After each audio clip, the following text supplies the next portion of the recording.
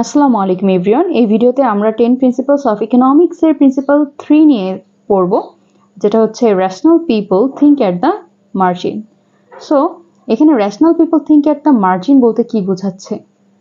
আসলে যখন মানুষ ডিসিশন নেয় তখন তারা সাধারণত যে সব অথবা কিছুই না এই ভিত্তিতে কিন্তু আমরা চিন্তা করি না, বরং আমরা দেখি যে আরো একটু বেশি বা আরো একটু কম করলে কি অতিরিক্ত লাভ কিংবা হচ্ছে খরচ হবে।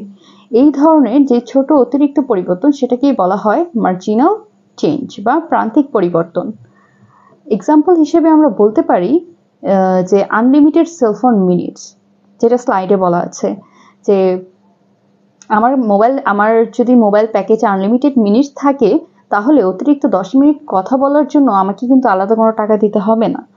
এখানে মার্জিনাল কস্ট কিন্তু জিরো, কিন্তু marginal benefit greater than zero.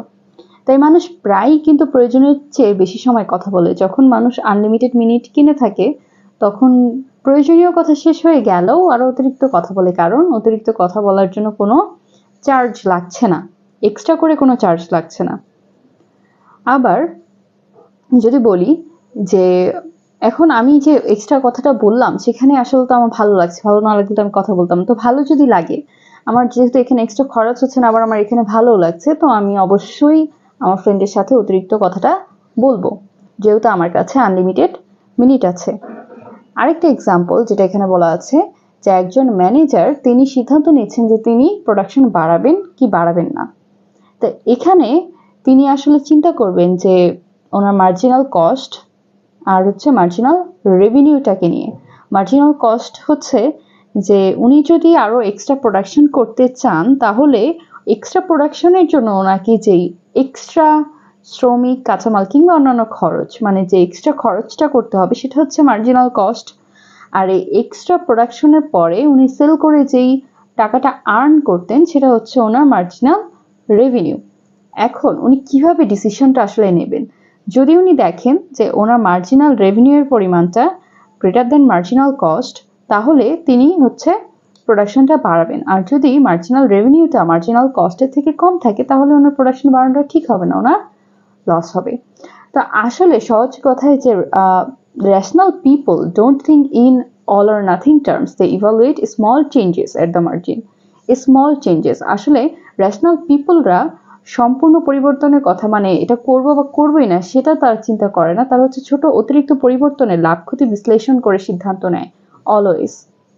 So rational individuals make decisions by comparing the marginal benefits and marginal cost of a small additional change in an activity.